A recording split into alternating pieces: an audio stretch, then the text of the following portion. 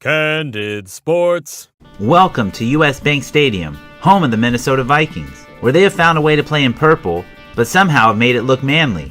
Who has one of the highest winning percentages in the National Football League? The Vikings. Surprising, given there hasn't been any Super Bowl wins. Who was the team's first ever draft pick? Not Fran Tarkenton. They got him in the third round.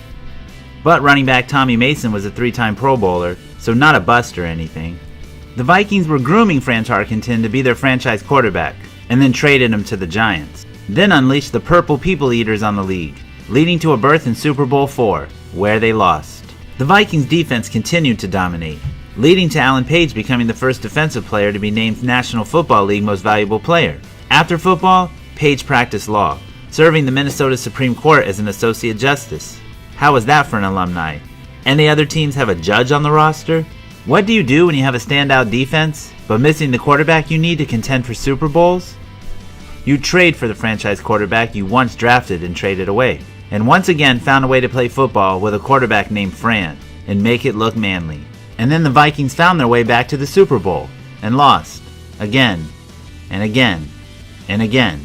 Yes, they were almost the Buffalo Bills of the 1970s, but at least they weren't consecutive losses. Afterward, the team never got back to the Super Bowl, though they stayed competitive, never going more than 4 years without a playoff berth.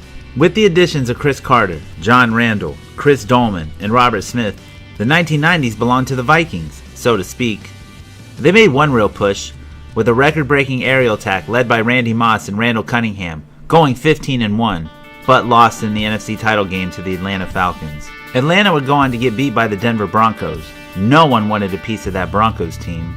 Then the Vikings almost got to the Super Bowl again, with the guy who used to play in Green Bay, and the all-world Adrian Peterson. You live or die by the gunslinger. The Vikings died. And now the Vikings are back in 2018, with a strong defense and a running game, and now have the quarterback to contend for a Super Bowl. That sounds familiar. So enjoy Minneapolis. They have the largest mall in America. And enjoy the game. And watch football the way it was meant to be watched, where the Vikings pay a quarterback who has never thrown more than 29 touchdown passes in a season top-tier money.